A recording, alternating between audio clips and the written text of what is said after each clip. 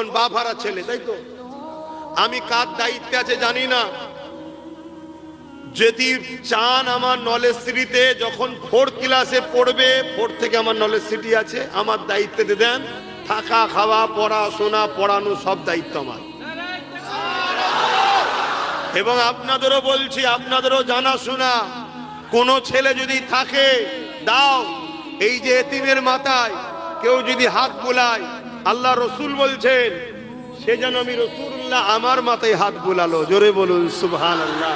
তাহলে এতিমকে কেউ যদি ভালোবাসে, এতিমকে কেউ যদি ভালোবাসে, সে আমি রসুল আমাকে ভালোবাসলো। জোরে বলুন সুবহানাল্লাহ।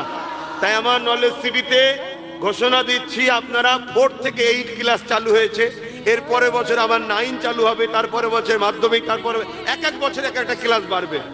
এবং 2027-এ ইংলিশ মিডিয়াম স্কুল ও গার্লস স্কুল চালু করব।